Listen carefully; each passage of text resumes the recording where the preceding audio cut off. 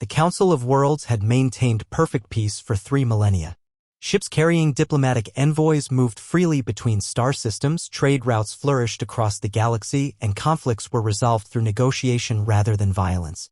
Humanity had been the architects of this golden age, their natural diplomatic abilities earning them respect as mediators and peacekeepers throughout the known universe.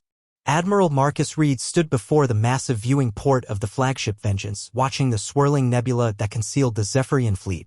3 months ago, he had been a museum curator on New Terra, cataloging artifacts from humanity's ancient warrior past. Now he commanded the largest military force assembled in 3,000 years. The transformation had begun with a single transmission from the outer colonies. The message was brief, crackling with static from the long journey across space. They took our children. The Zephyrians took our children. At first, the Galactic Council refused to believe it.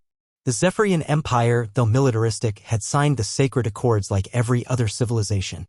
They had agreed that children of any species were neutral entities, protected by the highest laws of the galaxy. But as more reports flooded in from human settlements across the frontier, the horrifying truth became undeniable. The Zephyrians had been systematically abducting human children for months, claiming they were specimens needed for their genetic research programs. When confronted, their ambassador had merely shrugged with his 4 shoulders and stated that humans were not considered a true species under Zephyrian law, making their offspring fair game for scientific purposes. The council had deliberated for weeks, offering sanctions and stern warnings. The Zephyrians had ignored every diplomatic gesture, every threat of economic isolation. They continued their raids, growing bolder with each successful abduction.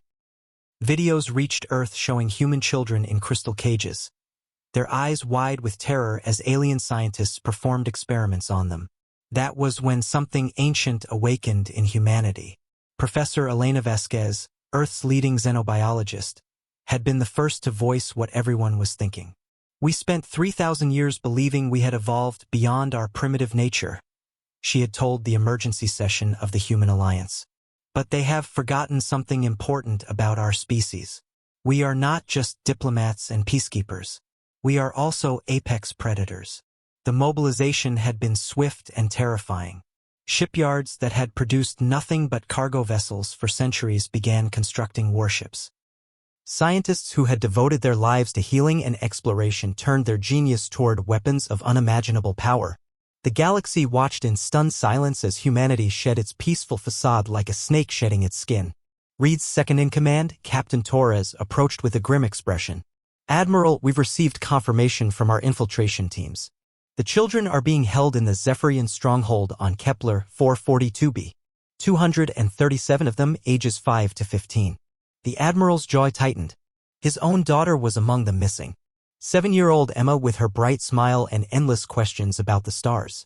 The thought of her in one of those cages filled him with a rage that threatened to consume him. How many Zephyrian ships? Reed asked.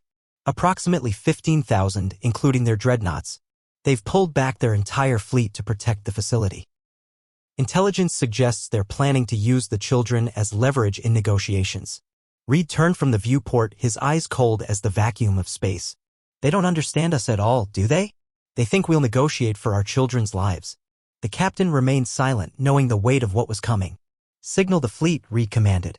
All ships prepare for immediate assault. Today, the Zephyrians learn why humanity spent 3,000 years keeping the galaxy peaceful. He paused, his voice dropping to a whisper that somehow carried more menace than any shout. Because we remembered what happens when someone threatens our children.